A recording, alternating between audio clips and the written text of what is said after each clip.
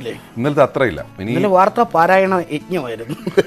ഇന്നലെ തിരുത്തായിരുന്നു. രാവിലെ പറഞ്ഞ ആശങ്കകൾ ഉച്ചയ്ക്ക് തിരുത്തുന്നു. ഇനി ആ തിരുത്തിന് ശേഷമുള്ള തിരുത്തലുകൾ തിരുത്ത് എങ്ങനെ തിരുത്തും എന്നതിനെ കുറിച്ചുള്ള ചർച്ചകളാണ് ഇതിന്. ഏതായാലും ചൂടേറിയ ചർച്ചകളിലേക്ക് പോകുമ്പോൾ നമ്മൾ പതിവ് പോലെ തുടങ്ങുന്നത് ഒരു നല്ലൊരു സൂര്യോദയം കണ്ടു തുടങ്ങാം അല്ലേ ലല്ലു? അതെ അതെ അതെ. എവിടെ നിന്നായിരുന്നു? ഇടുക്കി. ഒന്നാമത് ഇടുക്കിയിൽ അതായത് നല്ല ക്ലൈമറ്റാണ് ഇപ്പോൾ അല്ലേ. നവംബർ ഏതാണ്ട് തീരാൻ പോകുന്നു. ഡിസംബർ ഇനിയിപ്പോൾ ഇലക്ഷൻ കഴിഞ്ഞിട്ട് വേണം എങ്ങനെയെങ്കിലും ഒന്ന് പോകാൻ. കഴിഞ്ഞ ദിവസം ഇടുക്കിയിൽ പോയിട്ട് വന്ന സുഹൃത്തുക്കൾ പറഞ്ഞു ഒരു രക്ഷയില്ലാത്ത ക്ലൈമറ്റാണ്, ഭയങ്കര രസമാണ്. നല്ലൊരു സുപ്രഭാതത്തിന്റെ കാഴ്ചയിൽ നിന്ന് തന്നെ കൊളുക്കുമലയിൽ നിന്നുള്ള ദൃശ്യങ്ങളാണ്. തീരത്തേതോ നാളിൽ പണ്ടേ ഇഷ്ടം തേടി അലഞ്ഞെന്നോ വെള്ളിത്തേരിൽ വിണ്ണിൽ പോരും മേഘത്തെല്ലാം മൊഴിയാതെ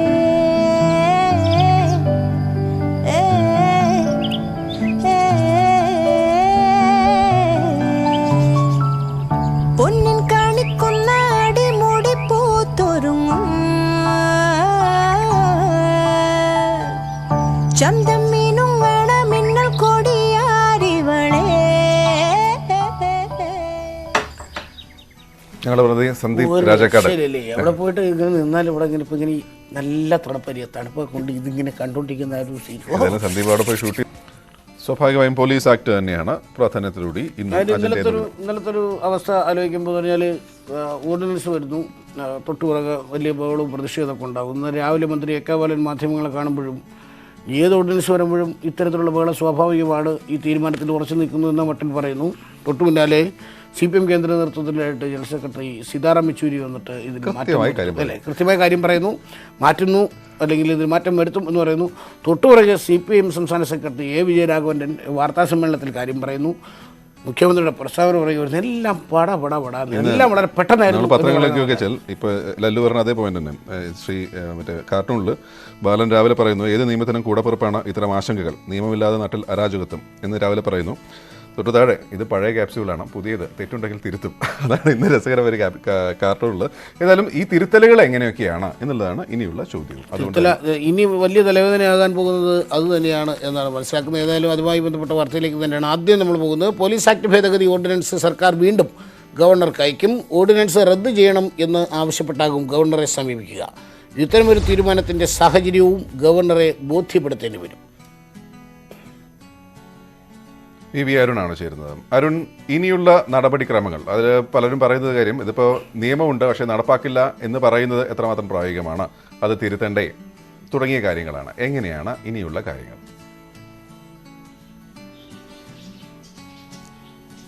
ഗോപി, ലല്ലു പറഞ്ഞതുപോലെ ഇന്നലെ എല്ലാം കാര്യങ്ങൾ വളരെ പെട്ടെന്നായിരുന്നു. പക്ഷേ സർക്കാരിന് മുന്നിൽ അത്ര എളുപ്പമല്ല കാര്യങ്ങൾ. അത്ര പെട്ടെന്ന് ഈ കുരുക്കിൽ നിന്ന് സർക്കാർ കരകയറാനുള്ള സാധ്യതയുമില്ല. കാരണം ഗവർണർ 2 ദിവസം മുമ്പാണ് ഓർഡിനൻസ് ഒപ്പിട്ട് തിരിച്ച് സർക്കാരിന് അയച്ചത്. അങ്ങനെ അത് വിജ്ഞാപനം സർക്കാർ ഇറക്കി നിയമമാക്കുകയും ചെയ്തു. പക്ഷേ ഇനിയും സർക്കാരിന് മുന്നിൽ നിരവധി വെല്ലുവിളികളുണ്ട്. അതൊന്ന് എങ്ങനെ ഓർഡിനൻസ് ഇല്ലാതാക്കും എന്നുള്ളതാണ്.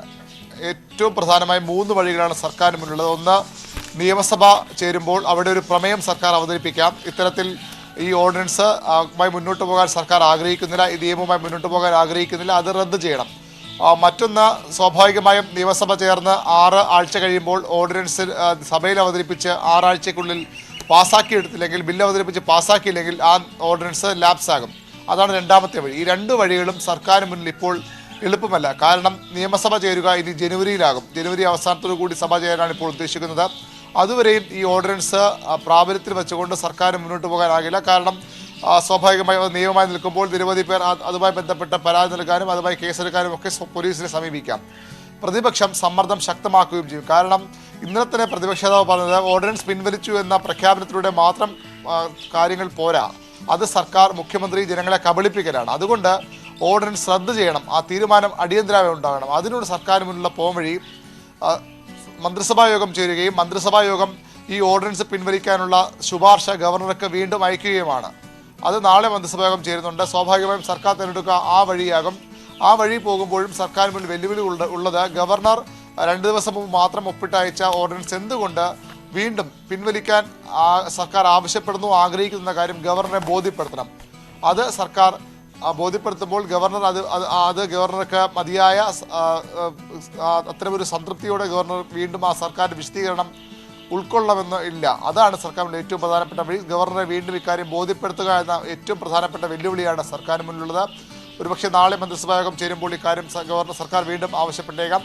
ഏതായാലും ഈ വിഷയത്തിൽ നിന്ന് അത്ര എളുപ്പം സർക്കാരിന് പറഞ്ഞതുപോലെ ഈ വിഷയത്തിൽ നിന്ന് സർക്കാരിന് അങ്ങനെ വേഗത്തിൽ തലയൂരി പോകാൻ പറ്റില്ല. ഗവർണറോട് കാര്യങ്ങൾ വിശദീകരിക്കേണ്ടി വരും. ഗവർണറുടെ നിലപാട് വരും ദിവസങ്ങളിൽ നിർണായകമാകും. എനിക്ക് ചോദിക്കാനുള്ള മറ്റൊരു കാര്യമാണ്, കാരണം ഈ ഓർഡിനൻസ് കൊണ്ടുവരുന്നതിന് സർക്കാർ പറഞ്ഞ കുറേ ന്യായങ്ങളുണ്ട്. ഈ കുടുംബ ബന്ധങ്ങളെ ബാധിക്കുന്ന തരത്തിൽ പോലും, ആളുകളെ ആത്മഹത്യയിലേക്ക് തള്ളിവിടുന്ന തരത്തിൽ പോലും സോഷ്യൽ മീഡിയയിൽ ഇത്തരം സംഭവങ്ങൾ വരുന്നു. ഇത് വ്യാപകമാകുന്നു, ആളുകൾ നിയമം കയ്യിലെടുക്കുന്ന സാഹചര്യം ഉണ്ടാകുന്നു. ഇതൊക്കെ ഒഴിവാക്കാൻ വേണ്ടിയാണ് ഈ ഓർഡിനൻസ് കൊണ്ടുവരുന്നത് എന്ന് പറയും. ഓർഡിനൻസ് കൊണ്ടുവരുന്നു, വലിയ പ്രതിഷേധത്തിനിടയാക്കുന്നു. എല്ലാ മാധ്യമങ്ങളെയും ഇതിനകത്ത് ഉൾപ്പെടുത്തി ഓർഡിനൻസ് കൊണ്ടുവരികയാണ്. വലിയ പ്രതിഷേധം വരികയാണ്. പ്രതിപക്ഷ നേതാവൊക്കെ പരസ്യമായി രംഗത്തിറങ്ങുന്ന ഉദ്ദേശശുദ്ധിയിലല്ല പ്രശ്നം, പ്രായോഗികത്തിലാണ്. അതെ, പക്ഷേ എനിക്ക് ചോദിക്കാനുള്ളതാണ്, അതായത് ഈ ഓർഡിനൻസ് പൂർണ്ണമായും പിൻവലിക്കുകയാണോ, അതോ സർക്കാർ ഈ പറഞ്ഞതുപോലെ ഈ ആളുകൾ നിയമം കയ്യിലെടുക്കുന്ന സാഹചര്യം, അല്ലെങ്കിൽ കുടുംബ ബന്ധങ്ങളെ പോലും ബാധിക്കുന്ന തരത്തിൽ, കുടുംബജീവിതങ്ങളെ ബാധിക്കുന്ന തരത്തിലുള്ള ഇത്തരം ആക്ഷേപങ്ങൾ, വിമർശനങ്ങൾ ഇവയെല്ലാം ഇനി തുടർന്നോട്ടെ എന്ന് തന്നെയാണോ സർക്കാരിൻ്റെ നിലപാട്?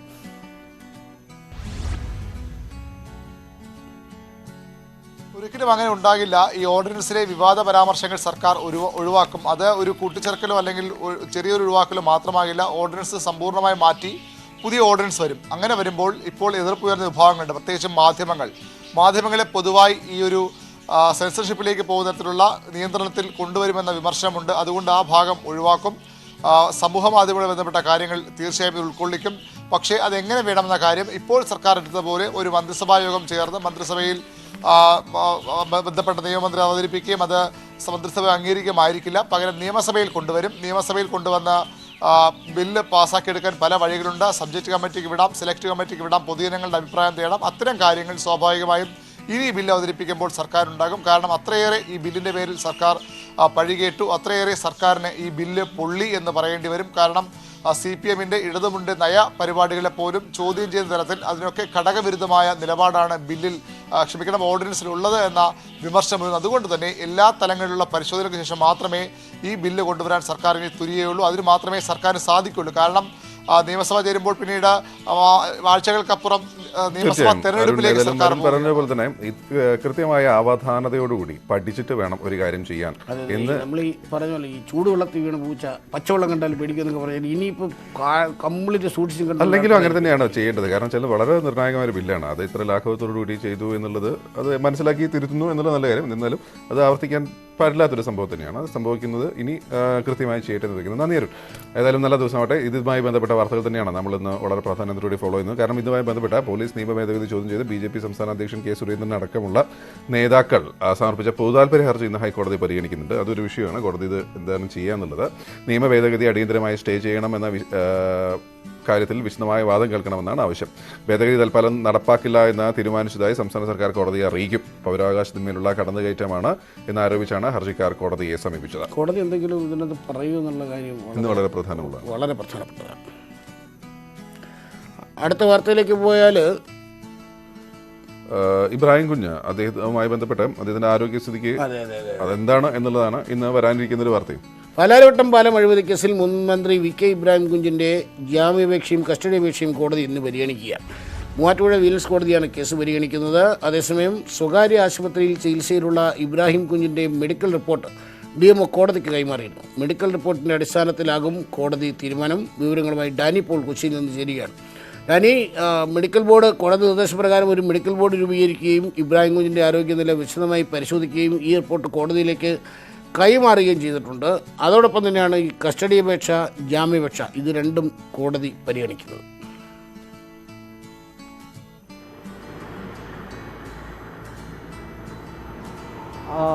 ലല്ലു, പാലാരിവട്ടം പാലം അഴിമതി കേസ് സംബന്ധിച്ചിടത്തോളം മുൻമന്ത്രി VK ഇബ്രാഹിം കുഞ്ഞിന് ഇന്ന് വളരെ നിർണായക ദിവസം തന്നെയാണ്. കാരണം ഇതെല്ലാം തന്നെ കോടതിയുമായി ബന്ധപ്പെട്ട തീരുമാനങ്ങൾ തന്നെയാണ് ഇനി വരാനുള്ളത്. പ്രധാനമായും തന്നെ അദ്ദേഹത്തിൻ്റെ ആരോഗ്യനില സംബന്ധിച്ച റിപ്പോർട്ട്, മെഡിക്കൽ റിപ്പോർട്ട് കോടതിയിൽ സമർപ്പിച്ചിട്ടുണ്ട്. ഈ റിപ്പോർട്ടിന് ആനുപാതികമായിട്ടായിരിക്കും പിന്നീട് ഇന്നുണ്ടാവുന്ന എല്ലാ തീരുമാനങ്ങളെന്ന് തന്നെ പറയേണ്ടി വരുന്നു.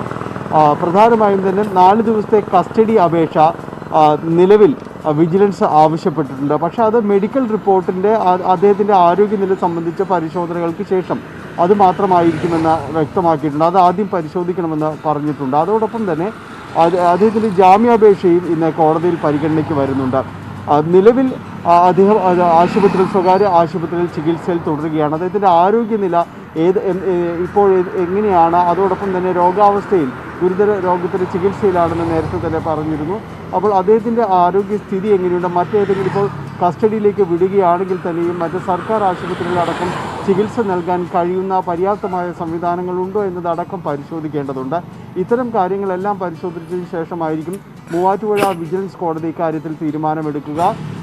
ജാമ്യാപേക്ഷയിലും അതോടൊപ്പം തന്നെ കസ്റ്റഡി അപേക്ഷയിലും ഇത്തരം കാര്യങ്ങളിലായിരിക്കും ഇന്ന് തീരുമാനമുണ്ടാകുക എന്നാണ് പ്രതീക്ഷിക്കുന്നത്. രാവിലെ 11 മണിയോടെയാണ് മൂവാറ്റുപുഴ കോടതി വിജിലൻസ് കോടതി കേസ് പരിഗണനയ്ക്ക് എടുക്കുന്നത്. കഴിഞ്ഞ ദിവസങ്ങളിൽ 5 അംഗ മെഡിക്കൽ ബോർഡ് ആശുപത്രിയിലെത്തുകയും വിശദമായി തന്നെ പരിശോധന നടത്തുകയും ഡോക്ടർമാരുമായുള്ള അവരുമായി സംഭാഷണം നടത്തി എല്ലാമാണ് മെഡിക്കൽ റെക്കോർഡുകളെല്ലാം പരിശോധിച്ച ശേഷമാണ് ഇനി മെഡിക്കൽ റിപ്പോർട്ട്, ആരോഗ്യനില സംബന്ധിച്ച റിപ്പോർട്ട് തയ്യാറാക്കിയിട്ടുള്ളത്. ഇത് കോടതിക്ക് കൈമാറുന്നതിനായിട്ട് DMOയ്ക്ക് സമർപ്പിച്ചിട്ടുണ്ട്. DMO കോടതി മുമ്പാകെ സമർപ്പിക്കുകയും ചെയ്തു. ഓക്കെ ഡാനി, നല്ലൊരു ദിവസമാകട്ടെ.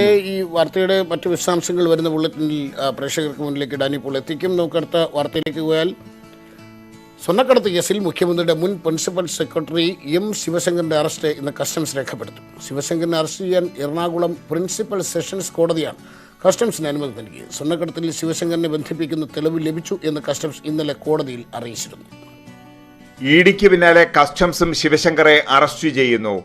ജാമ്യാപേക്ഷ അടുത്ത മാസം 2-ന് പരിഗണിക്കാനിരിക്കെയാണ് ശിവശങ്കറിന്റെ അറസ്റ്റ്. സ്വർണ്ണക്കടത്ത് കേസിൽ ശിവശങ്കറിന് ബന്ധമില്ലെന്ന മുൻ നിലപാട് തിരുത്തിക്കൊണ്ട് കസ്റ്റംസ് കഴിഞ്ഞ ദിവസം കോടതിയിൽ റിപ്പോർട്ട് നൽകി. ഈ മാസം 16-ന് ശിവശങ്കറെയും 18-ന് സ്വപ്നയും ജയിലിലെത്തി കസ്റ്റംസ് ചോദ്യം ചെയ്തിരുന്നു. ഇതിന് പിന്നാലെയാണ് സ്വർണ്ണക്കടത്തിൽ ശിവശങ്കറിനെതിരെ നിർണായക തെളിവുകൾ ലഭിച്ചതായി കസ്റ്റംസ് കോടതിയെ അറിയിച്ചത്. നേരത്തെ ശിവശങ്കറിന്റെ പങ്കാളിത്തം എൻഫോഴ്സ്മെന്റ് ഡയറക്ടറേറ്റ് കണ്ടെത്തിയതും കസ്റ്റംസ് ചൂണ്ടിക്കാട്ടിയിട്ടുണ്ട്. അടുത്ത മാസം 2-ന് ശിവശങ്കറിന്റെ ജാമ്യഹർജി ഹൈക്കോടതി പരിഗണിക്കുമ്പോൾ സുപ്രീം കോടതി അഭിഭാഷകൻ ശിവശങ്കറിന് വേണ്ടി ഹാജരാകും. ഇപ്പോൾ തന്നെ B. രാമൻപിള്ള, വിജയഭാനു, S. രാജീവ് തുടങ്ങിയ പ്രഗത്ഭരായ അഭിഭാഷകരാണ് M. ശിവശങ്കറിന് വേണ്ടി ഹാജരാകുന്നത്. ഇതിന് പിന്നാലെയാണ് സുപ്രീം കോടതിയിലെ മുതിർന്ന അഭിഭാഷകനെ എത്തിക്കുന്നത്. ശിവശങ്കറിന് ജാമ്യം ലഭിക്കുന്നതിന് മുമ്പ് കസ്റ്റഡിയിലെടുക്കാനാണ് കസ്റ്റംസ് ഉദ്ദേശിക്കുന്നത്. ന്യൂസ് 18 കൊച്ചി. അതാണ് ശിവശങ്കറിന് ജാമ്യം ലഭിക്കുന്നൊരു ഊഹം കസ്റ്റംസിനുണ്ടെന്ന് തോന്നുന്നു. കഴിഞ്ഞ ദിവസം കോടതി ചില സൂചനകൾ നൽകിയതുമായിരുന്നു അല്ലേ? നിർണായകമായ തെളിവ് ലഭിച്ചു എന്ന് കസ്റ്റംസ് കോടതി അറിയിച്ചിട്ടുണ്ട്. കഴിഞ്ഞ ദിവസം EDയും പറഞ്ഞ തെളിവുണ്ടെന്നാണ്. അവസാനം കോടതി പറഞ്ഞത് നോക്കിയിട്ടൊന്നും കാണുന്നില്ല, എന്നാലും ജാമ്യം കൊടുക്കാൻ നിവൃത്തിയില്ല. കസ്റ്റംസിൻ്റെ കയ്യിലുള്ള തെളിവ് എന്താണെന്ന് വരും ദിവസങ്ങളിൽ ഏതായാലും അതും വരും ദിവസങ്ങളിൽ നമുക്ക് വ്യക്തമാവും. പിന്നെ ഇതുമായി ബന്ധപ്പെട്ടല്ല ബിനീഷ് കൊടിയുടെ വാർത്തയിലേക്ക് വന്നാൽ, കൊടിയേരിയുടെ ജാമ്യാപേക്ഷയിൽ ബംഗളൂരു സിറ്റി സെഷൻസ് കോടതി ഇന്ന് തുടർവാദം കേൾക്കും. ജാമ്യാപേക്ഷ എതിർത്തുകൊണ്ട് എൻഫോഴ്സ്മെന്റ് ഡയറക്ടറേറ്റ് ഇന്ന് തടസ്സ ഹർജി ഫയൽ ചെയ്യും. ബിനീഷിന്റെ റിമാൻഡ് കാലാവധി നാളെയാണ് അവസാനിക്കുക. ബിനീഷിന്റെ ബനാമികൾ എന്ന് കരുതുന്നവരിൽ കൂടുതൽ പേരെ ചോദ്യം ചെയ്യാനുള്ള ഒരുക്കത്തിലാണ് ED. ടോറസ് റെമഡീസ് ഉടമ ആനന്ദ് പത്മനാഭനെ ഇന്നലെ രാത്രി 9 മണിവരെ ED ചോദ്യം ചെയ്തു. Torres Remedies, Old Coffee House എന്നീ സ്ഥാപനങ്ങളിൽ ബിനീഷിന്റെ സാമ്പത്തിക പങ്കാളിത്തമാണ് പ്രധാനമായും ED ആരാഞ്ഞത്.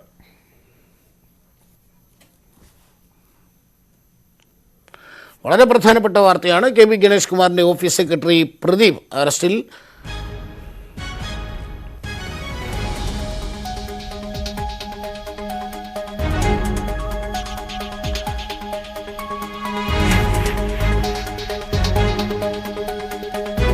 നടിയെ ആക്രമിച്ച കേസിലെ മാപ്പുസാക്ഷിയെ ഭീഷണിപ്പെടുത്തിയെന്ന കേസിലാണ് പ്രദീപിനെ അറസ്റ്റ് ചെയ്തതെന്നാണ് മനസ്സിലാവുന്നത്. ഇന്നലെ കോടതി മുൻകൂർ ജാമ്യാപേക്ഷ തള്ളിയിരുന്നു.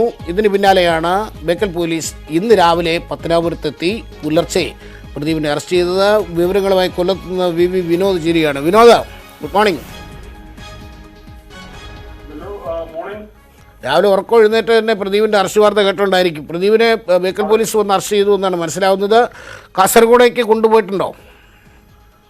അങ്ങനെ തന്നെയാണ്. ബേക്കൽ പോലീസ് ഇന്നലെ രാത്രി തന്നെ കൊല്ലം ജില്ലയിലെത്തിയിരുന്നു. ഇന്ന് പുലർച്ചെ 3 മണിയോടുകൂടിയായിരുന്നു അറസ്റ്റ്. അതിനുശേഷം ഇപ്പോൾ പ്രദീപ് കുമാറുമായി കാസർഗോഡേക്ക് പോയിട്ടുണ്ട്.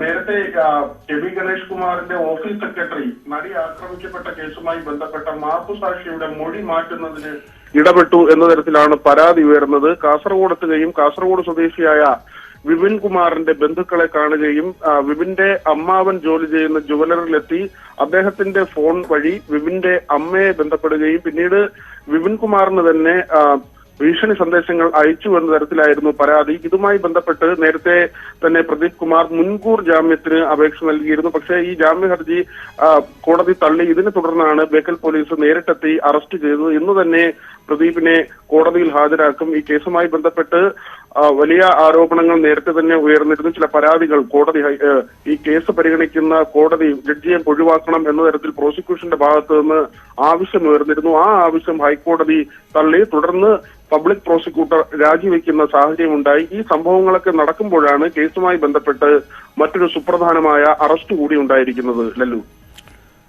ഓക്കെ വിനോദ്, കൂടുതൽ വിവരങ്ങൾ വരുന്ന ബുള്ളറ്റിനുകളിൽ ലഭിക്കും എന്ന് തന്നെ പ്രതീക്ഷിക്കാം. അടുത്ത വാർത്തയിലേക്ക് പോകാം. ഗോപി, സംസ്ഥാനത്ത് തെരഞ്ഞെടുപ്പ് ചിത്രം വ്യക്തമായി എന്നുള്ളതാണ് ഏറ്റവും പ്രധാനപ്പെട്ട. 75,013 സ്ഥാനാർത്ഥികൾ അങ്ങനെയാണ് ഒടുവിലുള്ളത്. ജില്ലാ പഞ്ചായത്തുകളിലേക്ക് 1317, ബ്ലോക്ക് പഞ്ചായത്തുകളിലേക്ക് 6877, ഗ്രാമപഞ്ചായത്തുകളിലേക്ക് 54,494 സ്ഥാനാർത്ഥികളാണ് മത്സരരംഗത്തുള്ളത്. മുനിസിപ്പാലിറ്റികളിൽ 10,399, കോർപ്പറേഷനുകളിൽ 1986 സ്ഥാനാർത്ഥികളുമാണ് ജനവിധി തേടുന്നത്. ഏറ്റവും കൂടുതൽ സ്ഥാനാർത്ഥികൾ മലപ്പുറത്താണ്, കുറവ് വയനാട്ടിലും. കോവിഡുമായി ബന്ധപ്പെട്ടുള്ള വാർത്തകളിലേക്ക്. സുപ്രീം കോടതി കഴിഞ്ഞ ദിവസം വളരെ ആശങ്ക രേഖപ്പെടുത്തിയിരുന്നു ചില സംസ്ഥാനങ്ങളുടെ കാര്യത്തിൽ. ഏതായാലും രാജ്യത്തെ കോവിഡ് പ്രതിരോധം, വാക്സിൻ വിതരണം തുടങ്ങിയവയെക്കുറിച്ച് ചർച്ച ചെയ്യാൻ പ്രധാനമന്ത്രി നരേന്ദ്രമോദി വിളിച്ച സംസ്ഥാന മുഖ്യമന്ത്രിമാരുടെ യോഗം ഇന്നാണ്.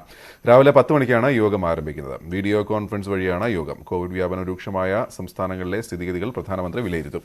രാജ്യത്തെ കോവിഡ് വ്യാപനത്തിന്റെ പ്രതിദിന കണക്ക് 50,000 അടുത്തേക്ക് താഴ്ന്നുവെങ്കിലും ചില സംസ്ഥാനങ്ങളിൽ വീണ്ടും കോവിഡ് വ്യാപിക്കുകയാണ്. ഈ സാഹചര്യത്തിലാണ് യോഗം. വളരെ പ്രധാനപ്പെട്ട മറ്റൊരു വാർത്ത ഈ കൂടെ നമ്മുടെ തീരപ്രദേശങ്ങളിൽ ആഞ്ഞടിക്കുകയാണ്. അത് അതുപോലൊരു ചുഴലിക്കാറ്റ് തമിഴ്നാട് തീരം ലക്ഷ്യമിട്ട് വരുന്നു. നിവർ ചുഴലിക്കാറ്റ് തമിഴ്നാട് പുതുച്ചേരി തീരത്തേക്ക് നീങ്ങുകയാണ് എന്നാണ് കാലാവസ്ഥാ നിരീക്ഷണ കേന്ദ്രം റിപ്പോർട്ട് ചെയ്യുന്നത്. ബുധനാഴ്ച ഉച്ചയ്ക്ക് ശേഷം പുതുച്ചേരിയിലെ കാരക്കല്ലും തമിഴ്നാട്ടിലെ മാമല്ലപുരത്തിനും ഇടയിൽ ചുഴലിക്കാറ്റ് ആഞ്ഞടിക്കും എന്നാണ് വിവരം. ചെന്നൈ, വില്ലുപുരം, കടലൂർ എന്നിവിടങ്ങളിൽ ശക്തമായ മഴയ്ക്കും സാധ്യതയുണ്ട്. ആന്ധ്രാതീരത്തും ചുഴലിക്കാറ്റിന് സാധ്യതയുണ്ടെന്ന് കാലാവസ്ഥാ നിരീക്ഷണ കേന്ദ്രം മുന്നറിയിപ്പ് നൽകുന്നു. കേന്ദ്ര ക്യാബിനറ്റ് സെക്രട്ടറി രാജീവ് ഗോബയുടെ അധ്യക്ഷതയിൽ ദേശീയ ദുരന്ത നിവാരണ സമിതി യോഗം ചേർന്നു. സ്ഥിതിഗതികൾ വിലയിരുത്തി. ആന്ധ്രാപ്രദേശ്, തമിഴ്നാട്, പുതുച്ചേരി ചീഫ് സെക്രട്ടറിമാർ യോഗത്തിൽ പങ്കെടുത്തു. തീരപ്രദേശങ്ങളിൽ നിന്ന് ജനങ്ങളെ സുരക്ഷിത കേന്ദ്രങ്ങളിലേക്ക് മാറ്റിപ്പാർപ്പിച്ചിട്ടുണ്ട്.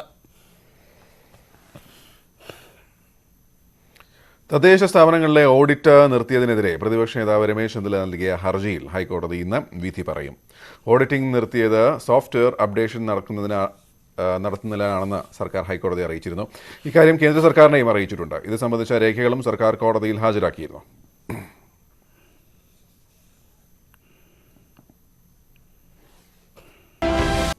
നിങ്ങളുടെ അവിടെയൊക്കെ കാർത്തിക ആഘോഷമുണ്ടോ?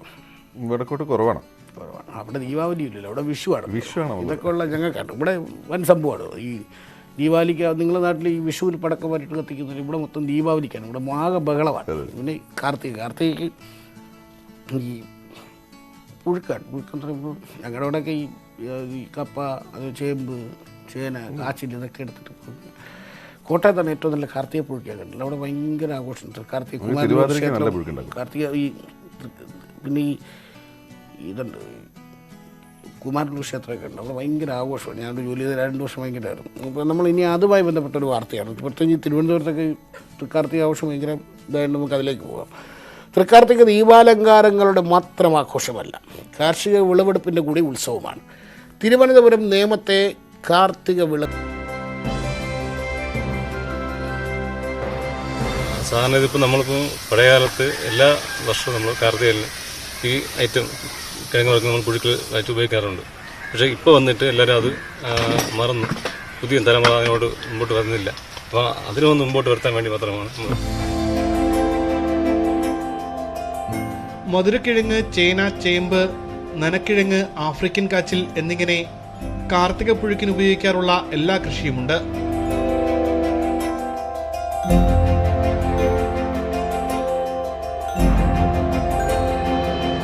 കൃഷിയിറക്കി 1 വർഷത്തിന് ശേഷമാണ് വിളവെടുപ്പ്.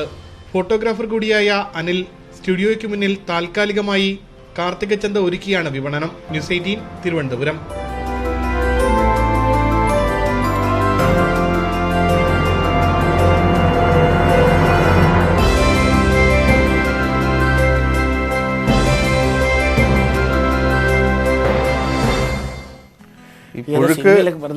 പച്ചപ്പ് ഹരിതാഭൊക്കെ കാണുമ്പോൾ ഈ പുഴുക്ക് നേട്ടമുണ്ടെന്നല്ല വിശക്കണോ, അത് നേട്ടം കഴിയട്ടെ. നമുക്ക് ഏതായാലും വിനോദ വാർത്തകളിലേക്ക് പോവാം. ഫെബി ഉണ്ട്. Febi, good morning. എന്തൊക്കെയാണ് വിനോദ ലോകത്തു നിന്നുള്ള പ്രധാനപ്പെട്ട വാർത്തകൾ?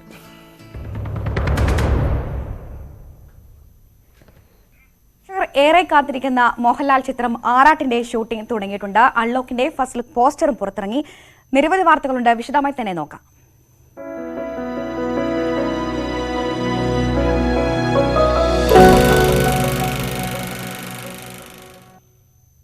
മോഹൻലാലും ബി ഉണ്ണികൃഷ്ണനും ഒന്നിക്കുന്ന പുതിയ ചിത്രത്തിന്റെ പേര് ഔദ്യോഗികമായി പ്രഖ്യാപിച്ച് ചിത്രീകരണം ആരംഭിച്ചു. നെയ്യാറ്റിൻകര ഗോപന്റെ ആറാട്ട് എന്നാണ് ചിത്രത്തിന്റെ പേര്. മലയാളത്തിന്റെ ആദ്യത്തെ 100 കോടി ചിത്രമായ പുലിമുരുകന്റെ എഴുത്തുകാരനായ ഉദയകൃഷ്ണയാണ് ചിത്രത്തിന് തിരക്കഥ ഒരുക്കിയിരിക്കുന്നത്. ചിത്രീകരണം തുടങ്ങിയതിന്റെ ചിത്രങ്ങൾ പങ്കുവച്ചിരിക്കുന്നത് മോഹൻലാൽ തന്നെയാണ്.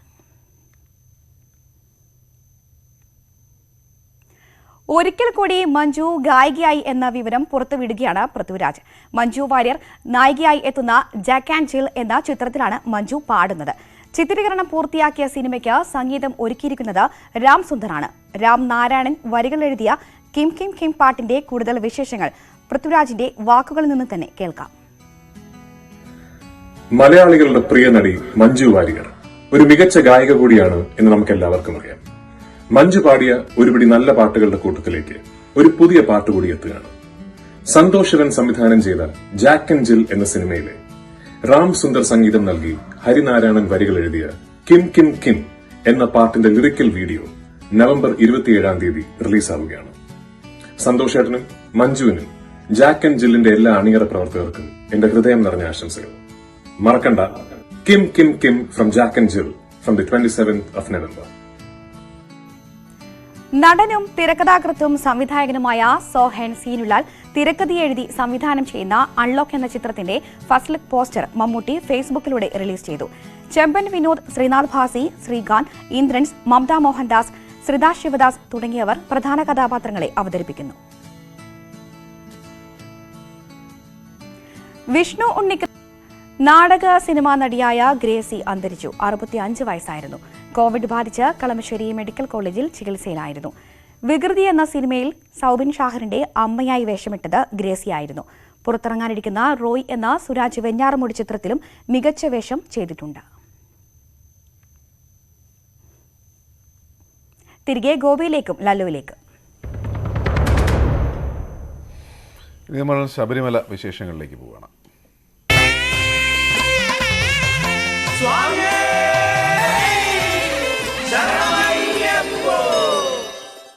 ഇത്ര ദിവസം സുഖമായ ദർശനം തുടങ്ങിയ കാര്യങ്ങളായിരുന്നു നമ്മൾ ശബരിമലയെക്കുറിച്ച് പറഞ്ഞതെങ്കിൽ അപ്പോൾ കുറച്ചുകൂടി ശ്രദ്ധിക്കണം എന്നാണ് ഇപ്പോൾ അവിടെ നിന്നുള്ള റിപ്പോർട്ടുകളിൽ നിന്ന് മനസ്സിലാവുന്നത്.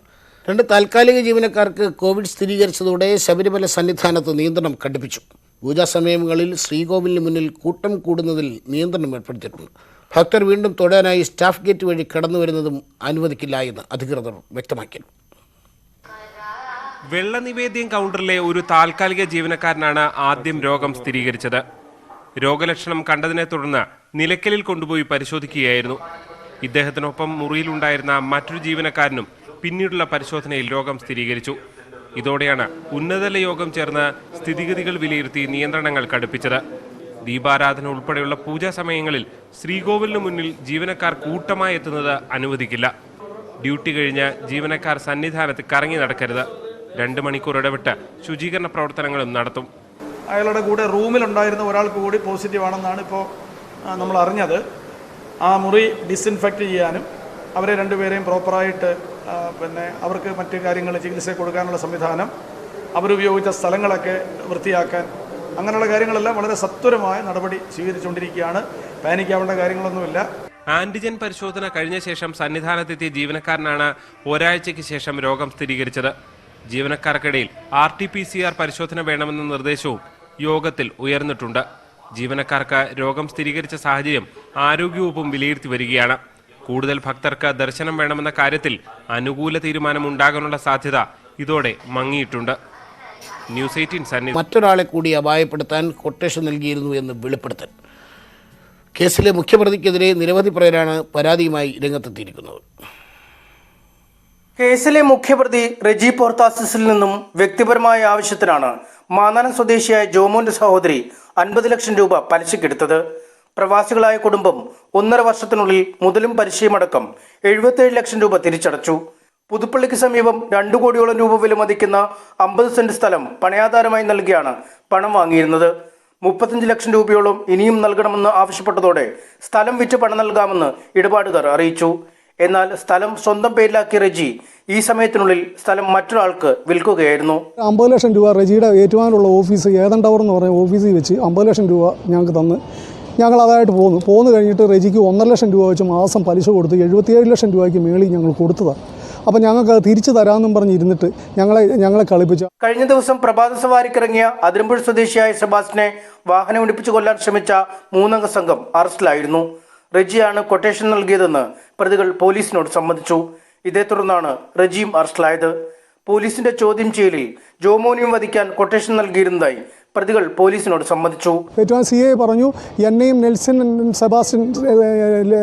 എന്ന സെബാസ്റ്റിനെയാണ് ലക്ഷ്യം വെച്ചത്. ഞങ്ങളെ ആരെ ആദ്യം കിട്ടുന്നോ തീർക്കാനായിട്ടായിരുന്നു ഇവർ. ഒന്നേ നെൽസനെ കളഞ്ഞിട്ട് പിന്നെ എന്നെ കൊല്ലാനായിരുന്നു. ജോലി തട്ടിപ്പ്, ഭൂമി ഇടപാട് എന്നിവയുമായി ബന്ധപ്പെട്ട് നിരവധി കേസുകൾ റെജിക്കെതിരെ നിലവിലുണ്ട്. കേസിൽ ഇയാളടക്കമുള്ള പ്രതികൾ ഇപ്പോൾ റിമാൻഡിലാണ്. ന്യൂസ് 18 കോട്ടയം. ഗുണ്ടൊക്കെ തൃശ്ശൂർ കടുവ കളിക്കാനൊക്കെ നല്ല വയറും ഒക്കെ ആയിട്ടില്ലേ ഗുണ്ടെന്നൊക്കെ പോയപ്പോൾ നമ്മൾ സങ്കല്പം തന്നെ തെറ്റിപ്പോയി. ഏതായാലും ഇനി സ്പോർട്സ് വാർത്തകളിലേക്ക് പോകാം. സ്പോർട്സ് വാർത്തകളുമായി രഞ്ജിനിയാണ് ചേരുന്നത്. Ranjini, good morning. എന്തൊക്കെയാണ് തന്നെ വലിയ അംഗമാണ് നാട്ടിൽ നടക്കുന്നത്? വന്നംഗം നാട്ടിലെങ്കും വോട്ടംഗം.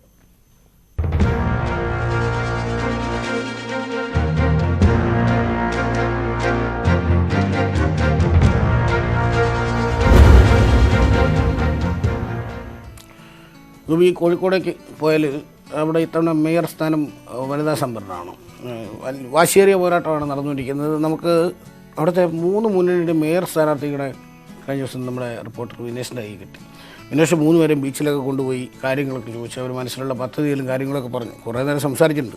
അതെല്ലാം കൂടെ അവരെ കാണിക്കാൻ നിവൃത്തിയില്ലാത്തതുകൊണ്ട് നമ്മളതൊന്ന് ചുരുക്കിയിട്ടുണ്ട്. ഒരു ചുരുങ്ങിയ സമയത്ത് അവർക്ക് പറയാനുള്ള കാര്യങ്ങൾ അവർ പറയുകയാണ്. ഏതായാലും 3 മേയർ സ്ഥാനാർത്ഥികളുമായി ഞങ്ങളുടെ പ്രതിനിധി വിനേഷ് കുമാർ നടത്തിയ സംഭാഷണത്തിലേക്കാണ് ആദ്യം.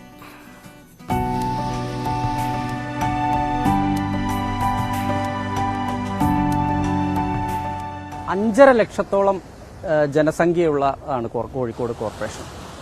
ഇടത്തോട്ട് ചാഞ്ഞുള്ള പാരമ്പര്യമുള്ള ഒരു കോർപ്പറേഷൻ കൂടിയാണ്. പ്രധാനമായും ഈ ഒരു തെരഞ്ഞെടുപ്പിൽ വിജയസാധ്യത എത്രത്തോളമാണ്, ഒപ്പം തന്നെ മേയർ സ്ഥാനത്തേക്ക് എത്തിക്കഴിഞ്ഞാലുള്ള വികസന കാഴ്ചപ്പാട് എങ്ങനെയായിരിക്കും? കോഴിക്കോട് കോർപ്പറേഷൻ്റെ ഡെവലപ്മെൻറ്റിന് വേണ്ടി 2030 ലക്ഷ്യം വെച്ചുകൊണ്ടൊരു മാസ്റ്റർ പ്ലാൻ ഉണ്ട്. ഒറ്റയ്ക്ക് ഒരു തീരുമാനം എടുക്കുകയല്ല എൻ്റെ ഒരു ഇതുവരെ ഉണ്ടായിരുന്ന ഒരു രീതി എന്ന് പറയുന്നത്. അപ്പോൾ ഈ നാട്ടിലുള്ള എല്ലാവരെയും ഇപ്പോൾ മേയർ സ്ഥാനത്തേക്കൊക്കെ പരിഗണിക്കപ്പെടുകയാണെന്നുണ്ടെങ്കിൽ തീർച്ചയായിട്ടും എല്ലാ വിഭാഗത്തിലുള്ള ആൾക്കാരെയും ഉൾപ്പെടുത്തിക്കൊണ്ട് അവരുടെയൊക്കെ അഭിപ്രായ രൂപീകരണം നടത്തിക്കൊണ്ടുള്ളൊരു വികസനത്തിനായിരിക്കും ശ്രദ്ധിക്കുന്നത്. വാർഡിൽ ജയസാധ്യത എത്രത്തോളം ഉണ്ട്? അതുപോലെ തന്നെ ഇത്തവണ UDF കോഴിക്കോട് കോർപ്പറേഷൻ പിടിക്കാനുള്ള സാധ്യത എത്രത്തോളം ഉണ്ട്? കോർപ്പറേഷൻ പിടിക്കാനുള്ള സാധ്യത നല്ലോണം ഉണ്ട്. ഒരു നല്ല പെർസെൻറ്റേജ് കാണുന്നുണ്ട്. ഇത് നമ്മുടെ ഈ ചരിത്രപ്രസിദ്ധമായ ഈ നഗരം 1962 ഒരു കോർപ്പറേഷൻ ആയെങ്കിലും ഇന്നേ വരെ സമഗ്രമായ ഒരു മാസ്റ്റർ പ്ലാൻ ഉണ്ടായിട്ടില്ല. ഒരു സന്തുലിതമായ വികസന പരിപാടി ഉണ്ടായാൽ മാത്രമേ ഒരു സമഗ്രമായ വികസനം സാധിക്കുകയുള്ളൂ. ഇപ്പോൾ ഈ കോഴിക്കോട് കോർപ്പറേഷനിലേക്ക് ബേപ്പൂർ, നല്ലളം, ചെറുവണ്ണൂർ ഡിവിഷനുകളിൽ ചില ഡിവിഷനുകളും ഇലത്തൂർ പഞ്ചായത്തിലെ ചില വാർഡുകളൊക്കെ കൂട്ടിച്ചേർത്തിട്ടുണ്ടെങ്കിലും അവിടെയൊന്നും വേണ്ടത്ര വികസനങ്ങൾ നടന്നിട്ടില്ല. അപ്പോൾ UDF കോർപ്പറേഷൻ ഭരണം ഏറ്റെടുത്താൽ ഇവരെല്ലാം തന്നെ കോഴിക്കോട് കോർപ്പറേഷൻ്റെ ഭാഗമായിട്ടുള്ള വികസന പരിപാടികളായിരിക്കും നടത്തുക. സിറ്റിംഗ് കൗൺസിലറാണ്. ഇത്തവണ BJPക്ക് എത്ര സീറ്റ് കിട്ടാൻ സാധ്യതയുണ്ട്? ഒപ്പം തന്നെ നവ്യയുടെ വിജയം എത്രത്തോളമാണ് വാർഡിലുള്ളത്? വിജയം 100% ഉറപ്പിച്ചുകൊണ്ട് തന്നെയാണ് ഞങ്ങൾ പുറപ്പെട്ടിട്ടുള്ളത്. ഈ ഒരു കോർപ്പറേഷൻ്റെ മൊത്തത്തിലുള്ള വികസനം വാർഡിൽ നിന്ന് തുടങ്ങണമെന്നാണ് ആഗ്രഹിക്കുന്നത്. അതായത് നടക്കാവ് നിങ്ങൾക്ക് കാണാൻ സാധിക്കും. കോർപ്പറേഷൻ തൊഴിലാളികൾ താമസിക്കുന്ന ഒരു കോളനിയുണ്ട്. വളരെ ശോചനീയമായ അവസ്ഥയിലുള്ളൊരു കോളനിയാണ്. 2017 ബജറ്റിൽ BOT അടിസ്ഥാനത്തിൽ വാണിജ്യ സമുച്ചയം നിർമ്മിച്ചുകൊണ്ട് അവർക്ക് മെച്ചപ്പെട്ട ജീവിത സൗകര്യം ഒരുക്കി കൊടുക്കാമെന്ന് കോർപ്പറേഷൻ വാഗ്ദാനം ചെയ്തിരുന്നതാണ്. എന്നാൽ നാളിതുവരെ യാതൊരു വികസന പ്രവർത്തനങ്ങളും അവിടെ കൊണ്ടുവന്നിട്ടില്ല എന്ന് മാത്രമല്ല, ഓരോ നാൾ കഴിയുന്തോറും ദുരിതത്തിലാണ് അവിടെയുള്ള ആളുകളുടെ, നമ്മുടെ കോർപ്പറേഷൻ തൊഴിലാളികളുടെ ജീവിതം. അപ്പോൾ അവിടെ നിന്നും ആ ഒരു വികസന കാഴ്ചപ്പാട് കൊണ്ടുവരേണ്ടതാണ്. പിന്നെ നമ്മൾ നോക്കുമ്പോൾ നമ്മുടെ കോഴിക്കോടിൻ്റെ ഹൃദയഭാഗം ഒരു മഴ പെയ്യുമ്പോഴേക്കും വെള്ളത്തിനടിയിലായി കാൽനട യാത്രക്കാർക്കൊക്കെ നീന്തി കയറേണ്ട ഒരു അവസ്ഥയാണുള്ളത്.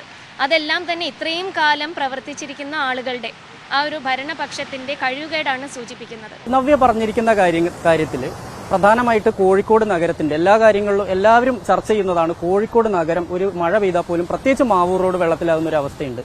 കോർപ്പറേഷൻ കാലങ്ങളായിട്ട് ഇത് തിരിഞ്ഞു നോക്കുന്നില്ല എന്നുള്ളൊരു ആക്ഷേപം ശക്തമാണ് താനും. 1 വർഷം കൊണ്ടോ 2 വർഷം കൊണ്ടോ ഒരുപക്ഷെ 5 വർഷം കൊണ്ട് പോലും നമുക്കിതിന് ശാശ്വതമായ ഒരു പരിഹാരം കാണാൻ പറ്റുമെന്നുള്ള വിശ്വാസം എനിക്കില്ല. പക്ഷേ നമുക്ക് ദീർഘമായ കാഴ്ചപ്പാട് വേണം, വിശാലമായ കാഴ്ചപ്പാട് വേണം. ഈ ഭാഗത്തുള്ള എക്സ്പേർട്ടുകളെ, ഇപ്പം ഞാനതിനെപ്പറ്റി ഒരു അഭിപ്രായം പറഞ്ഞാൽ അത് ശരിയാവണമെന്നില്ല. കാരണം നമുക്കതിൽ ഒരുപാട് കാര്യങ്ങൾ നമ്മൾ ശ്രദ്ധിക്കാനുണ്ട്. ഇപ്പം മാർഷിയായിട്ടുള്ള പ്ലേസാണ്. പിന്നെ നമ്മൾ ഡ്രെയിനേജ് ഉണ്ടാക്കുന്ന സമയത്ത് അതിന് കണ്ടിന്യൂറ്റി വേണം. ഇപ്പോൾ ഡ്രെയിനേജ് ഒരു ഭാഗത്ത്, ഇപ്പോൾ നമുക്കറിയാം, നമുക്ക് ആലോചിച്ചാൽ തന്നെ അറിയാം, കോർപ്പറേഷൻ്റെ വികസന പ്രവർത്തനങ്ങളെപ്പറ്റി പറയുമ്പോൾ നമുക്ക് ഫണ്ട് ഒരു വളരെ പ്രധാനപ്പെട്ട കാര്യമാണ്. അപ്പോൾ ഒരു കോർപ്പറേഷൻ്റെ ഭരണകാലത്ത് നമുക്ക് കംപ്ലീറ്റ് ആവണം എന്നില്ല. ജയശ്രീ ടീച്ചർ പറയുന്നത് വളരെ ശാസ്ത്രീയമായ രീതിയിൽ തന്നെ ഇത് പരിഹരിക്കാൻ ഉള്ള നടപടിയുമായി മുന്നോട്ട് പോകുന്നതാണ് പറയുന്നത്. പക്ഷേ ഈ കോർപ്പറേഷൻ കഴിഞ്ഞ കുറച്ച് കാലങ്ങളായിട്ട് ജനങ്ങളുടെ നിരന്തരമായ ഒരു ആവശ്യമാണിത്. എങ്ങനെ കാണുന്നു ഇതിന്? ഇങ്ങനെ ഒരു മഴ പെയ്യുമ്പോഴത്തേക്ക് വെള്ളക്കെട്ടായി പോകുന്ന നമ്മുടെ നഗരത്തിന് ശരിക്കും ഒരു മാസ്റ്റർ പ്ലാൻ ഇല്ലാത്തതുകൊണ്ട് സംഭവിച്ചതാണ്. അതിപ്പോൾ 42 കൊല്ലമായിട്ടും കോർപ്പറേഷൻ ഇരുന്നിട്ട് ചെയ്യാൻ പറ്റാത്തത് ഇനി പെട്ടെന്ന് ചെയ്യുമെന്ന് എനിക്ക് തോന്നുന്നില്ല. പക്ഷേ UDF ഭരണം ഏറ്റെടുത്താൽ തീർച്ചയായും ഒരു ഫസ്റ്റ് പ്രോഗ്രാം ഇതാകുന്ന മാവൂർ റോഡിൻ്റെയും ഈ ഒരു എന്താ പറയുക ഡ്രെയിനേജ് ഈ ഒരു കനാലിലേക്ക് തന്നെ കണക്ട് ചെയ്യുന്ന തരത്തിൽ അതിൻ്റെ പോക്കും സുഗമമാവുന്ന തരത്തിൽ വേണം നമ്മുടെ ഒരു മാസ്റ്റർ പ്ലാൻ മുന്നോട്ട് കൊണ്ടുപോകേണ്ടത്. കല്ലായി പുഴയുടെ ഭാഗത്തുള്ള മാലിന്യം അടിഞ്ഞുകൂടുന്ന പ്രശ്നമെല്ലാം നമ്മൾ എല്ലാ വർഷവും ചർച്ച ചെയ്യുന്നതെന്നാണ്. എന്നാൽ അതിന് അതിൻ്റെതായ ഗൗരവത്തോടു കൂടെ ഇന്നേ വരെ കോർപ്പറേഷൻ ഏറ്റെടുത്തിട്ടില്ല. അത് ഏറ്റെടുത്തുകൊണ്ട് മുന്നോട്ട് പോകാൻ കോർപ്പറേഷൻ ഇതുവരെ ശ്രമിച്ചിട്ടില്ല എന്നതുകൊണ്ടാണ് ഈ ഒരു പ്രശ്നം ഇത്രയും തീവ്രമായി നിലനിൽക്കുന്നത്. 3 പേരും അവരുടെ വികസന കാഴ്ചപ്പാടും ഒപ്പം തന്നെ വിജയ സാധ്യതകളെ കുറിച്ച് പറഞ്ഞു. അതുപോലെ തന്നെ നമ്മുടെ കോഴിക്കോടിന്റെ ഒരു അടിസ്ഥാന സൗകര്യ വികസനത്തെക്കുറിച്ചും കൃത്യമായി തന്നെ പറയുകയുണ്ടായി. എന്തായാലും ഇതിൽ ആര് മേയറാവും എന്നുള്ളതിന് നമുക്കിനിയും ഡിസംബർ പകുതി വരെ കാത്തിരിക്കേണ്ടി വരും. ഏതായാലും ഇനി സ്ഥാനാർത്ഥികളിൽ നിന്നും നമുക്ക് പുട്ടിലേക്ക് പുട്ടിന് ഭയങ്കര രസമുള്ളൊരു മെസ്സേജ്. രസം എന്ന് പറയാൻ വേണ്ടി ചളിയാണ്, എന്നാലും ഈ തെരഞ്ഞെടുപ്പായിട്ട് ബന്ധപ്പെട്ടാണ്. അതായത് ഒരു ഫോട്ടോ ചോദിച്ചപ്പോൾ അവൾ തന്നില്ല. ഇപ്പം മതിൽ നിറയെ അവളുടെ ഫോട്ടോയാണ്.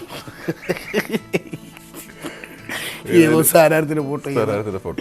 ഏതായാലും നമുക്കിനി പുട്ടിലേക്ക് വരാം, കാരണം രാവിലെയാണല്ലോ.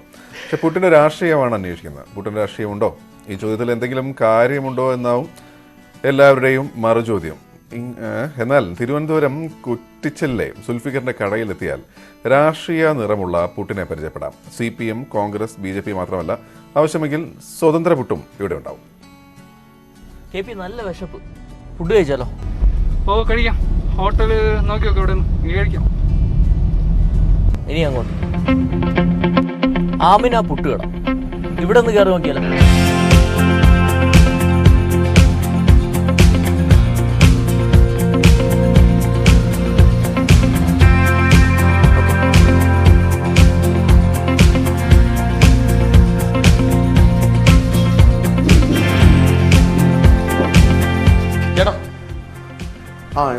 എന്തൊക്കെയുള്ള സ്പെഷ്യലി? CPM പുട്ടുണ്ട്, കോൺഗ്രസ് പുട്ടുണ്ട്, ലീഗ് പുട്ടുണ്ട്, BJP പുട്ടുണ്ട്, സ്വതന്ത്ര സ്ഥാനാർത്ഥിക്കുള്ള പുട്ടുണ്ട്. ഒരു സ്വതന്ത്രം പുട്ടുണ്ട്. ശരി.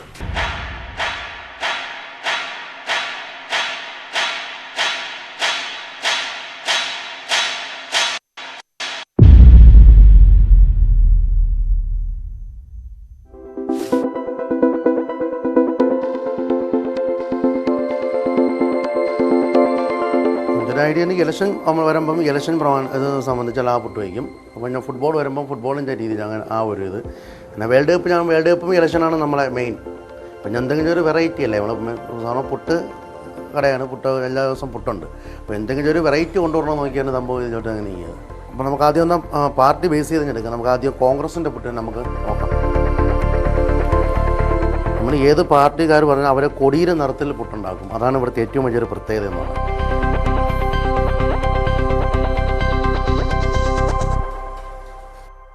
CPM പുട്ടാണ്. CPM പുട്ടെന്ന് പറയുന്നത് ഇത് ബീട്രൂട്ടാണ്. നമുക്ക് CPMൻ്റെ അവരവരുടെ കറക്റ്റാണോ ആ ചെങ്കൊടി നമുക്ക് വരില്ല, കാരണം എല്ലാം നാച്ചുറലാണ്. ഇത് നാച്ചുറൽ കളറാണ്. ഇത് പറഞ്ഞാൽ ബീട്രൂട്ട് കൊണ്ട് അവർ ആ ഒരു നനയ്ക്കാം എന്നുള്ളതേ ഉള്ളൂ. BJP അവരുടെ കൊടിയുടെ നിറമായ കാവി കളർ, അത് ക്യാരറ്റാണ്. ക്യാരറ്റ് പൊടിച്ച് മാവാക്കി അവരെ കൊടിയുടെ നിറത്തിലുള്ളതാണ് ഫേമസ്. നമ്മൾ കുറ്റിയിൽ മാവ് നിറച്ചതേ ഉള്ളൂ. ഇനി അടുത്തത് അവിച്ചെടുക്കാം. എങ്ങനെയാണ്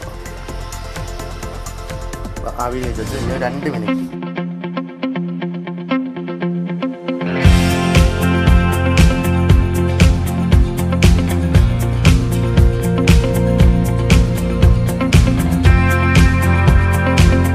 എന്തായാലും ബിഷപ്പിനെ രാഷ്ട്രീയമില്ലാത്തതുകൊണ്ട് എല്ലാം മാറി മാറി പരീക്ഷിച്ചിട്ടുണ്ട്. ഒന്നും പറയാനില്ല, ഉഗ്രൻ. സുൽഫിക്കർ ചേട്ടനും ക്യാമറമാൻ കൃഷ്ണപ്രസാദിനുമൊപ്പം SS ശരൺ, ന്യൂസ് 18. ഇന്റർനാഷണൽ വാർത്തകളോട് ശരൺ, എന്താണ് അന്താരാഷ്ട്ര രംഗത്തെ പ്രധാനപ്പെട്ട വാർത്തകൾ? ലല്ലു, ഏറ്റവും പ്രധാനപ്പെട്ട ഒരു വാർത്ത ഡൊണാൾഡ് ട്രംപ് തോൽവി സമ്മതിച്ചിരിക്കുന്നു എന്നതാണ്. കഴിഞ്ഞ 3 ആഴ്ചയായി അമേരിക്കയിൽ ഭരണ കൈമാറ്റം, അധികാര കൈമാറ്റം സംബന്ധിച്ച് അനിശ്ചിതത്വം തുടരുകയായിരുന്നു. തോൽവി അംഗീകരിക്കാൻ ഒരു ഘട്ടത്തിലും ഡൊണാൾഡ് ട്രംപ് തയ്യാറായില്ല. കഴിഞ്ഞ ദിവസം മിഷിഗണിലെ റിസൾട്ട് കൂട്ടി ഔദ്യോഗികമായി പ്രഖ്യാപിച്ചതിന് പിന്നാലെയാണ് ഇപ്പം അധികാര കൈമാറ്റത്തിന് ഡൊണാൾഡ് ട്രംപ് തയ്യാറായിരിക്കുന്നത്. വലിയ അത്ഭുതമാണ്, കാരണം കഴിഞ്ഞ കുറേ ദിവസമായിട്ട് ചങ്ങായി ഇത് വിട്ടുകൊടുക്കുമോ എന്ന് എല്ലാവരും നോക്കിയിരിക്കുകയായിരുന്നു. ഏതായാലും അവസരം സമ്മതിച്ചു. ഇതെങ്ങനെ സംഭവിച്ചു എന്നുള്ളതാണ് നമുക്കറിയേണ്ടത്. ലല്ലു, ഈ ഞാൻ നേരത്തെ സൂചിപ്പിച്ച പോലെ മിഷിഗണിലെ റിസൾട്ട് കൂടി ഒഫീഷ്യലായി പ്രഖ്യാപിച്ചതോടുകൂടിയാണ് ഇപ്പോൾ ട്രംപ് വഴങ്ങിയിരിക്കുന്നത്. ഈ വൈറ്റ് ഹൗസിനോട് അധികാര കൈമാറ്റം നടത്താൻ ട്രംപ് നിർദ്ദേശം നൽകിയിട്ടുണ്ട്. ട്രംപിൻ്റെ അനുയായികളോടും ഈ അധികാര കൈമാറ്റത്തിൽ സഹകരിക്കണമെന്നാണ് നൽകിയിരിക്കുന്ന നിർദ്ദേശം. ഇതിന് പിന്നാലെ പൊതുഭരണ വകുപ്പ് ബൈഡന് ഈ ചുമതല ഏറ്റെടുക്കുന്ന നടപടികളുമായി മുന്നോട്ട് പോകാമെന്ന് പൊതുഭരണ വകുപ്പും ബൈഡനെ കത്തയച്ചിട്ടുണ്ട്. അതുപോലെ തന്നെ $63 ലക്ഷം ഈ അധികാര കൈമാറ്റവുമായി ബന്ധപ്പെട്ട ചെലവുകൾക്ക് കൈമാറിയിട്ടുമുണ്ട്. നേരത്തെ തന്നെ ബൈഡൻ തൻ്റെ ടീമിനെ, ക്യാബിനറ്റിനെ പ്രഖ്യാപിച്ചിരുന്നു. വിദേശകാര്യ സെക്രട്ടറിയും UN-ലെ നയതന്ത്ര പ്രതിനിധിയെ അടക്കം നിശ്ചയിച്ച് ബൈഡൻ തൻ്റെ ക്യാബിനറ്റ് അംഗങ്ങളെ പ്രഖ്യാപിക്കുകയും ചെയ്തിരുന്നു. ഈ അധികാര കൈമാറ്റ നടപടികളുമായി ബൈഡൻ മുന്നോട്ട് പോവുകയും എന്നാൽ ട്രംപ് തോൽവി സമ്മതിക്കാതിരിക്കുകയും ചെയ്യുന്നൊരു സാഹചര്യമാണ് അമേരിക്കയിൽ ഉണ്ടായിരുന്നത്. ഏതായാലും പുള്ളിയുടെ ഒരു എന്താ പറയുക പ്രധാന ട്വീറ്റ് ആയിരുന്നല്ലോ. ഒടുവിലത്തെ ട്വീറ്റ് എന്താ പറയുന്നത്? ഏറ്റവും ഒടുവിൽ ട്രംപ് പറയുന്ന ഒരു കാര്യം, പൊതുഭരണ വകുപ്പിനെ ഈ ഡെമോക്രാറ്റുകൾ വളരെയധികം പീഡിപ്പിക്കുകയായിരുന്നു, ആരോപണങ്ങൾ ഉന്നയിക്കുകയായിരുന്നു. എന്നാൽ ഇനി അവർക്ക് ഈ അധികാര കൈമാറ്റവുമായി ബന്ധപ്പെട്ട നടപടികളുമായി ഈ പൊതുഭരണ വകുപ്പിന് മുന്നോട്ട് പോകാം. തൻ്റെ അനുയായികളോട് ഈ അധികാര കൈമാറ്റത്തിൽ സഹകരിക്കണമെന്നും ട്രംപ് ആഹ്വാനം ചെയ്യുന്നു. ഏതായാലും കഴിഞ്ഞ ദിവസങ്ങളിലൊക്കെ ട്രംപിൻ്റെ ട്വീറ്റുകൾ തന്നെ കൺഫ്യൂഷൻ ഉണ്ടാക്കുന്ന കുറേ ട്വീറ്റുകളായിരുന്നു. ഒരിക്കൽ പറയും ഞാൻ വിജയിച്ചു കഴിഞ്ഞു എന്ന് പറയും, പിന്നീട് പറയും ഇവർ ഡെമോക്രാറ്റുകൾ ഈ കൃത്രിമം കാട്ടിയാണ് ജയിച്ചതെന്ന് പിന്നീട് മാറ്റി പറയും. അങ്ങനത്തെ ഒരു സാഹചര്യമായിരുന്നു. ഈ തോൽവി അംഗീകരിക്കാൻ ഡൊണാൾഡ് ട്രംപ് ഒരു ഘട്ടത്തിലും തയ്യാറായിരുന്നില്ല. ഈ ചില സംസ്ഥാനങ്ങളിലെ വീണ്ടും വോട്ടെണ്ണമെന്നാവശ്യപ്പെട്ട് കോടതിയെ സമീപിക്കുന്നു. ചില സംസ്ഥാനങ്ങളിൽ ഈ റിസൾട്ട് അംഗീകരിക്കില്ല എന്ന് ട്രംപ് പറയുന്നു. എന്നാൽ കോടതികളിൽ നിന്നും തിരിച്ചടി ലഭിക്കുന്നു. ചില സംസ്ഥാനങ്ങളിൽ റീകൗണ്ട് നടത്താൻ നേരത്ത് അവിടെ നിന്നും ട്രംപിന് ആശ്വാസത്തിന് വകയില്ല. അങ്ങനെ ഒരു രക്ഷയില്ലാതായപ്പോഴാണ് ഇപ്പോൾ തീരുമാനം വന്നിട്ടുള്ളത്. ഒടുവിൽ മിഷിഗണിലെ കൂടി റിസൾട്ട് കൂടി വന്നപ്പോൾ ട്രംപിന് വേറൊരു രക്ഷയില്ല എന്നൊരു സാഹചര്യമുണ്ടായി. ഒടുവിൽ ഡൊണാൾഡ് ട്രംപ് പരാജയം സമ്മതിക്കുന്ന ഒരു സാഹചര്യം. ട്രംപിനോട് ട്രംപിന്റെ ഉപദേശകർ തന്നെ പറഞ്ഞു, തോൽവി റിപ്പബ്ലിക്കൻ പാർട്ടിക്കാർ തന്നെ പറയുന്നുണ്ടായിരുന്നു തോൽവി അംഗീകരിക്കണം എന്ന് പറയുന്നുണ്ടായിരുന്നു. പക്ഷേ ട്രംപും ട്രംപിന്റെ മക്കളും ഈ തോൽവി അംഗീകരിക്കാൻ ഒരു ഘട്ടത്തിലും തയ്യാറായിരുന്നില്ല. കോടതിയെ തന്നെ നേരിടുമെന്നായിരുന്നു ട്രംപ് ഇതുവരെയും പറഞ്ഞുകൊണ്ടിരുന്നത്. പക്ഷേ സംവാദമാണ്. അപ്പോൾ ട്രംപ് മാത്രമല്ല അല്ലേ, ജൂനിയർ ട്രംപും ഒക്കെ ഉണ്ട് കൂടെ. സംഗതി ഇപ്പോൾ മിഷിഗൺ കൂടി വിജയിച്ചതോടെ ജോ ബൈഡന് പരമാവധി 306 ഇലക്ട്രൽ വോട്ടുകളാണ് ജോ ബൈഡന് ലഭിക്കുക. എന്തായാലും ഡിസംബർ 14-നാണ് ഇലക്ട്രൽ വോട്ടുകൾ ഒഫീഷ്യലായി കൗണ്ട് ചെയ്യുക. ഇലക്ടറൽമാർ ഈ ഓരോ സംസ്ഥാനത്തു നിന്നും തെരഞ്ഞെടുക്കുന്ന പ്രതിനിധികൾ വോട്ട് ചെയ്യുന്നത് ഡിസംബർ 14-നാണ്. പിന്നീട് അടുത്ത വർഷം ജനുവരി 6-നാണ് ഒഫീഷ്യലായിട്ട് ഈ ഫലം ഡിക്ലെയർ ചെയ്യുക. ജനുവരി 20-ാം തീയതി ആയിരിക്കും ജോ ബൈഡൻ അമേരിക്കയുടെ പ്രസിഡന്റായി ചുമതലയേൽക്കുന്നത്. ഏതായാലും അങ്ങനെ ആ കാര്യത്തിൽ ഒരു തീരുമാനം. എന്നാലും ഗോപി ആൾ ട്രംപായോണ്ടേ എന്ത് സംഭവിക്കാം. അത് മാത്രമല്ല, പുള്ളി ഇറങ്ങി പോയാലും വെറുതെ ഒന്നും ഇരിക്കത്തില്ലല്ലോ. ഏതായാലും നേരം പോക്ക് ഉണ്ടാവും അമേരിക്ക. നമുക്ക് അതുമായി ബന്ധപ്പെട്ട് സരണാണ് അതിന്റെ വിവരങ്ങൾ നൽകിയത്. ഏറ്റവും പുതിയ വിവരങ്ങൾ ഇന്റർനാഷണൽ ന്യൂസ് അതാണ്. അത് മാത്രമല്ല കോവിഡ് കൂടിയുണ്ട്, അതുകൊണ്ട് നമുക്കൊന്ന് വായിച്ച് പോകാൻ തോന്നുന്നു. കോവിഡ് മഹാമാരി ഉടൻ അവസാനിക്കുമെന്ന പ്രതീക്ഷ പങ്കുവച്ച് ഓക്സ്ഫോർഡ് സർവകലാശാലയിലെ ശാസ്ത്രജ്ഞന്മാർ കോവിഡ് വാക്സിൻ ഈ വർഷം അവസാനത്തോടെ വിപണിയിലെത്തും എന്നാണ് കരുതുന്നത്.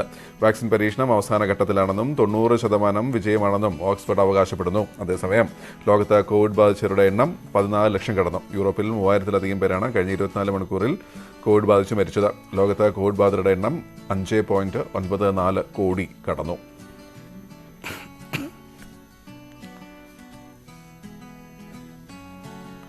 നമ്മൾ ഓരോ ദിവസവും ഓരോ ആൾക്കാരല്ലേ നമ്മൾ പരിചയപ്പെടേണ്ട ഓരോ ആൾക്കാരെ നമ്മൾ ഈ ഷോയിൽ കൊണ്ടുവരാറുണ്ട്. ഇന്ന് അങ്ങനെ ഒരാളാണ്. കാൽപന്തിലെ വിസ്മയ പ്രകടനത്തിലൂടെ കണ്ണൂരിന് രാജ്യാന്തര ബഹുമതി നേടിക്കൊടുത്തിരിക്കുകയാണ് 13-കാരിയായ അഖില. ബോൾ ജഗ്ലിങ്ങിൽ യൂണിവേഴ്സൽ റെക്കോർഡ്സ് ഫോറത്തിൻ്റെ ബഹുമതിക്ക് ഉടമയായിരിക്കുകയാണ് ഈ 7ാം ക്ലാസ്സുകാരി.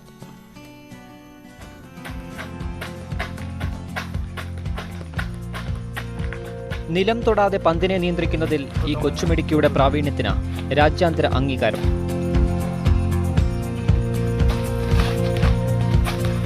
ഒരു മിനിറ്റിൽ 171 തവണ ബോൾ തട്ടി അഖില തിരുത്തിയത് ബ്രസീൽ ജഗ്ലിംഗ് താരം ജോഷുവ ഡ്യൂറൈസ് സ്ഥാപിച്ച റെക്കോർഡ്.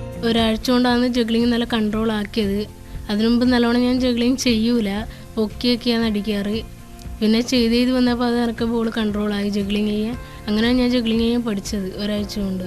ജോലി കഴിഞ്ഞ് രാവിലെ മടങ്ങിയെത്തുന്ന മത്സ്യത്തൊഴിലാളിയായ അച്ഛൻ ബൈജുവിന് പിന്നെ വിശ്രമമില്ല. മകളെയും കൂട്ടി മൈതാനത്തിലേക്ക്. ഞാൻ എൻ്റെ കൂടുതലുള്ള പണിയെന്ന് വെച്ചാൽ രാത്രിത്തെ നൈറ്റ് വർക്കാണുള്ളത്. അപ്പോൾ അത് ചില ദിവസങ്ങളിൽ രാത്രി ഫുള്ള് പണിയെടുത്തിട്ട് ഞാൻ വരുന്ന സമയം എന്ന് പറഞ്ഞാൽ 5:30 ആവും വെളുപ്പിന് വരുമ്പോൾ. ഈ 5:30 വന്നു കഴിഞ്ഞാൽ 6 മണിക്ക് എനിക്ക് പിന്നെ ആദ്യം മോളെ, പക്ഷേ ഒരു മടി വരാത്ത കാരണം ഞാൻ 5:30 വരുന്ന ടൈമിന് തന്നെ മോള് കുളിച്ച് റെഡിയായി എന്നെ കാത്ത് നിൽക്കുകയാണ് പോകാൻ. 2 മണിക്കൂർ കഴിഞ്ഞ് തിരിച്ച് ബൈ നമ്മൾ വീട്ടിൽ വരുമ്പം ഒരു 10 മണിയാവും. അപ്പോൾ അതിൻ്റേതായ കുറച്ച് ക്ഷീണങ്ങളൊക്കെ ഉണ്ടാകും. അതൊന്നും ഈ മോടെ ഒരു ത്രില്ല് കാണുമ്പോൾ അതൊന്നും മൈൻഡ് ചെയ്യാറില്ല. വലിയ കളിക്കാരിയാവണമെന്നൊക്കെയാണ് ആഗ്രഹം. റൊണാൾഡോയെ നേരിട്ട് കാണണം, ഒരു ഷേക്ക് ഹാൻഡ് കൊടുക്കണം, ഇതൊക്കെയാണ് പറയല്.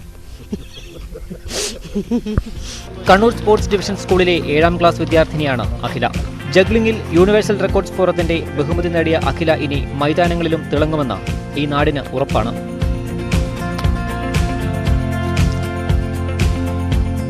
ന്യൂസ് 18 കണ്ണൂർ.